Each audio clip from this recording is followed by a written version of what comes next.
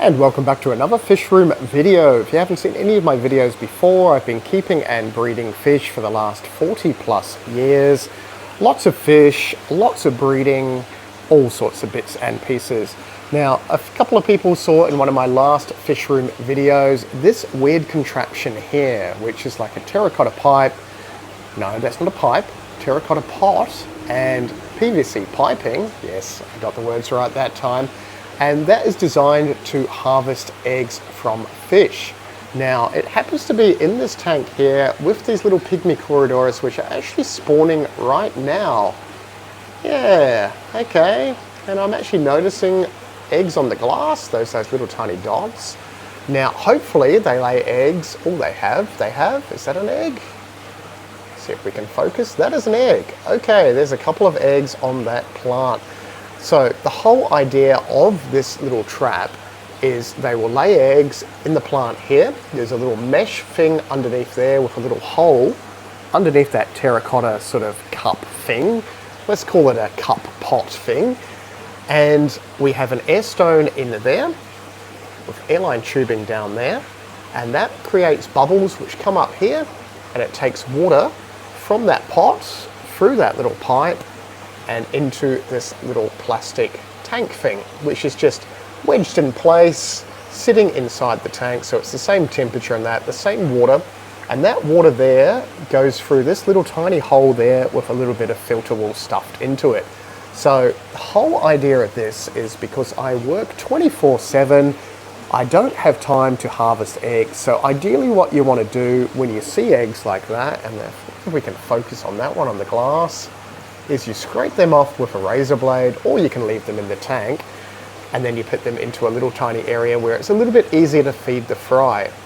I know, but when you work 24 hours a day or you just can't be bothered, that is the next best thing. Now, obviously you don't really want to go and get a weird terracotta pipe cup thing, whatever it is, and PVC pipe and all that sort of stuff. But you can actually buy a whole lot of stuff online which does exactly the same thing.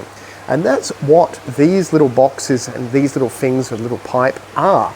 So these are super easy to buy. Now, it's two different things. It's a Penplax fish breeder, and we only use a little bit of it. So we're just using one part here, which is like a little box. It has a green thing with a little hole in the bottom, and it has a little hole right down the bottom. And we have our airline tubing going there, our bubbles are going up that pipe, and that is going into a little breeder box which is actually hanging on the side of the tank. So this you buy separately, and this is just designed to pump water from your tank into this little box, and then it just trickles back into the tank. So it's an awesome little emergency tank if you've got a fish that's getting attacked by other fish, anything like that, and it just uses air. So you have an air pump, run your airline tubing into that, and that pushes the bubbles and the water in. So you get a nice little trickle of water going into the actual tub. Now, there are countless videos on how people have made these. Every single person makes them slightly different. It doesn't really matter how you make them as long as there is water flow going through this. The fish can't go in this and end up in there, but the fry and the eggs can. So I don't think there is any fry or eggs in this one because I've only set it up in the last day or so. This one there might be because we've set this up a little bit longer again. Really hard to see. Don't know what that is. Oh, that might be an egg. Can we focus? Okay, that white blob there is potentially an egg. Don't ask me if it's an egg or not. It potentially is an egg. We do have some eggs in here to sort of show you what an egg looks like. That is a corydoras egg. Whether that's fertile, oh look, we almost focused. Whether it's fertile or not, that's another thing. It may not be. I just rescued them off the glass probably about an hour or two ago, because down the bottom here we have our albino longfin corydoras. So this is albino longfin bronze. They were just laying eggs, and now they've decided not to because of the camera. Same with my Rasbora next door. So they were doing the spawning behavior, twitching around, doing their thing. Now, they're a little bit harder to tell males and females than corydoras, but the females are a little bit bigger. and the males were chasing the girls around. But yeah, those pink things at the back are spawning mops. Yeah, you don't have to go for a green mop or anything like that, but we're not going to get too much into that in this video. Let's bit back to this. So that there is a giant albino cherry barb. She is absolutely packed with eggs. So they are hovering around this. When the male is actually keen, and there he is way at the back there, they will actually go into here, circulate around, spawn, all their little eggs will fall through the bottom, and then all going well, they will go up here and they'll end up in there. So once we see eggs in there, you can put like a little tiny bit of mesh or what have you. I've got a little bit of filter foam sitting there, so the water goes through the filter foam. Otherwise, they just come with these little tiny plastic grills. And yeah, baby fish are going to go straight back into the main tank and then get eaten by the adults. So you do need to put something like filter floss or something like that there. And just make sure it's not packed too much so the water does overflow. But you can check that every day or so to make sure you're not overflowing your tank, obviously, because that is not a good thing. But that is the same sort of system there. Bubbles going up there, water into there. Yeah, very, very easy to do if you want just a simple egg fry saving device. And what makes the fish actually breed in there is a little bit of Java moss or plant. If you have a heavily planted tank like this one up here, they're just going to spawn everywhere. So they're most likely not going to spawn where you want them to spawn. So it's super, super important to have sort of just sand, substrate, keep it nice and basic, and have the actual spawning plant or your moss in your little tub like that. So I'll put a little bit of footage on screen of these celestial pearl dinios breeding in this. That was earlier this morning. I just happened to walk past and they were all going crazy in there. So as the eggs develop, they will get hatch, obviously, and then they'll get sucked down and hopefully end up in the little tiny pot. So all going well, yes, that is an easy way of doing it. Now, depending on how many eggs you get, depends on how big a tub you need, but you can easily transfer this whole container to a smaller grow out tank as well. Just use water out of the main tank so you're not shocking them or anything like that. But it'll work with pretty much any tetras, any rasboras, any egg scattering fish.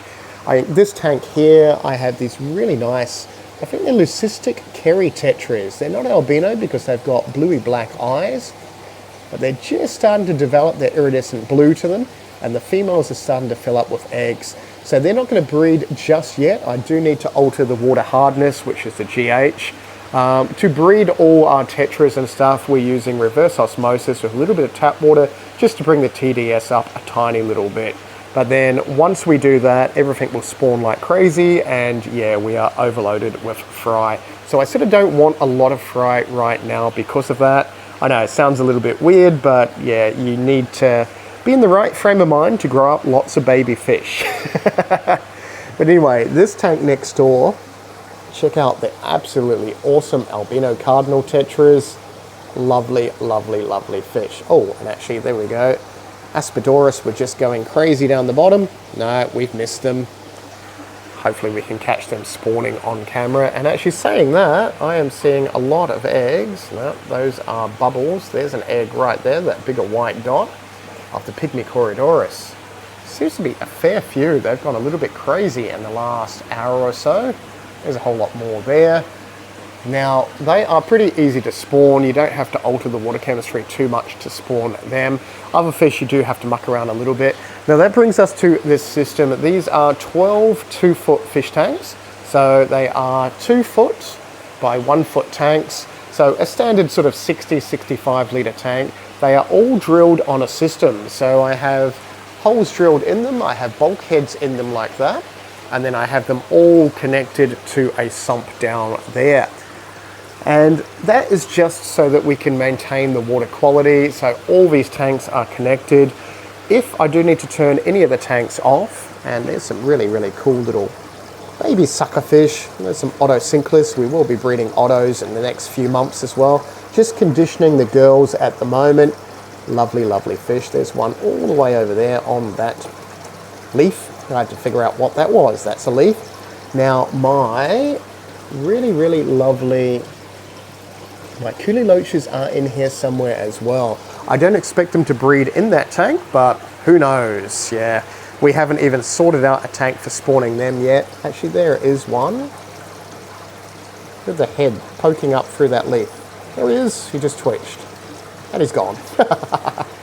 Go figure. But yeah, anyway, all these tanks connected on the system, and the filtration for all the tanks is just a sponge filter in each tank. That's obviously got two, but one's not going. So sponge filters, sponge filters, sponge filters. Pretty straightforward, and that way I can turn the tap off and stop the water from pumping into one of these tanks, and then I can condition this tank completely separate than the others. Obviously there are heaters in the sump, and that's connected to a thermostat. You can have individual heaters in individual tanks, so if you turn that off, you've still got heat in a set tank as well. But that is sort of how this system works. Obviously, with all my pipe work nightmare there, you can make it a lot more simplified than that. When I set this up, I was just using bits and pieces I already had glued and stuff. That's why it kind of looks a little bit of a mess. But you can streamline that as easy as you want to streamline it, pretty much. But that is pretty much the basics of that system. Very, very easy to do. All you need is something for them to spawn in, and the bubbles pushing the fry and the eggs into a little container where you can actually see them. Yeah, wherever that weird little egg is in there. But that is it. So yeah, if you want to use bits and pieces at home, obviously that works equally as good. That's just sitting there because, yeah, if it was on the outside, obviously with the hole, it would not work. But you could do exactly the same thing and have the water bubbling into something sitting on the side. You can use 2 glass tanks, you could use whatever you want, so it's pretty straightforward. Tupperware containers, you name it. Now, while we're here, we should show you some of my cool new fish. Now, if you're a member on my channel, you would have seen me unbox them last week. They're out of quarantine. Now, they should be Pulu Point Tropheus. Now, I say should be, because that one, which looks like a young male, I don't know, looks a little bit too light to be a Pulu Point Tropheus. I haven't seen them for absolutely years, so correct me if I'm wrong, but I'm not too sure about that one. I was expecting to all be plain and brown, like that little girl there. I'm expecting that to be a girl. A little bit too small to tell, but that one's being buffy, so I would say a boy. Now, I did order 12 of them. 2 of them didn't make it through quarantine, which kind of sucks because they were just too tiny, but I have 10 of them. So they're going to grow out in this Tanganyikan tank with the other Tanganyikas. Now, I did get some feather fins as well. I'm going to be super, super slow down here because they are still spooked. They are right at the back. Those silver looking fish, not the ones with the stripe. So the ones with the stripe are Dimbiachromis. Now, Dimbiachromis, they're a Malawi cichlid, so they don't like the pH as high as the Tanganyikans, but I had to put some of them in there simply because they were so spooked. And the Dimbiachromis are just one of my few of my babies. There's one of a dodgy gill cover. Never going to sell that one, but nothing wrong with it otherwise. Yeah, so those are my babies, and I've just got them in there to just calm down the feather fins, so hopefully get them schooling. And the whole idea of that is so the Cralvis and the Compressiceps will actually settle down a little bit because they're a little bit spooked. Those are gold Compressiceps. There is a black Calvis. Weirdest fish. Look at that. I know, that is just ridiculous. So I have had a couple of spawns of those. I'm not saving any more eggs or fry until spring, and I get a little bit more time and everything's a little bit more user-friendly temperature-wise, because at the moment heating everything up is absolutely crazy. If you want to know how I've got this tank set up as well, these are 2 4-foot tanks, and they're both connected again with the bulkhead fitting, so it's just that fitting there. So the water from the bottom tank goes into an Awazi canister filter, which has a heater in it, and then that water is pumped right up the top over there into this tank, and then that overflows back into this tank. Pretty straightforward. It's also got an Awazi hang-on filter. These absolutely kick ass. That is 1,000 litres an hour, so giving it a decent amount of flow in that tank. I probably need something else in that tank to give a little bit more flow as well, but when the fish are bigger, I'll probably just put a little power head or internal filter in there as well. But that is pretty much the basics of how that tank is set up. I use Inkbird controllers. You can get these super, super cheap online. Currently running this system at 23 degrees, mainly for the tetras that I'm going to spawn because they don't like it overly warm, and the corydoras. Otherwise, yeah, usually we've got it about 25, 26 degrees. So in the next month or so is perfect timing for breeding tetras and stuff in southeast Queensland because it's not overly hot. Oh, those corydoras are going crazy in there. I'm gonna have to do something about that. I do want to keep their fry, but yeah, the eggs are so small, you just can't take them off the glass easily. Hopefully they will keep laying more and more on that plant. Oh yeah, there's a few more down in the moss. Oh yep, there's a couple there. Awesome. Anyway, we're going to breed a few bigger tetras as well. If you've seen any of my other videos, you'll know I'm absolutely obsessed with these giant hatchet fish or dusty hatchet fish. Ah, they kick ass. Look how ugly they are. I do have some available in my shop as well if you're local. So cool. So cool. There's an albino hoplo, a little platinum bircher or becher. Look at them. I know. So hopefully they will be up to size in the next couple of months.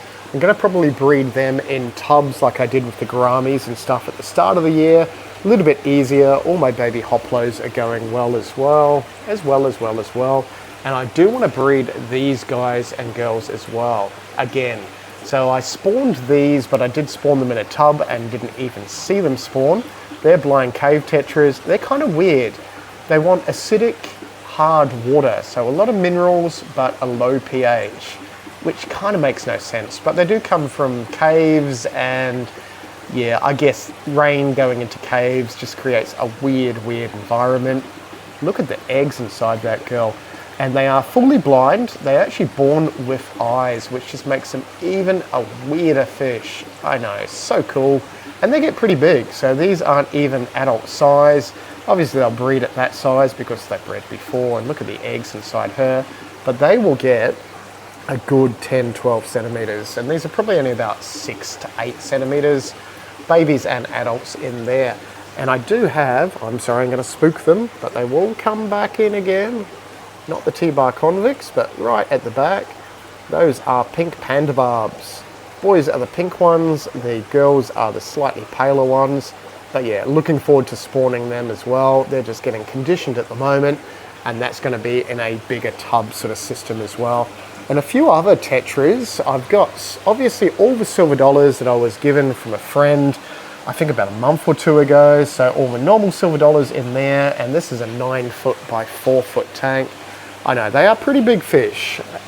There is some striped silver dollars and some normal silver dollars. You can kind of see them through the haze because, again, I don't clean my glass, I know. And Fritz even gave me glass cleaner. I have used it a few times, promise.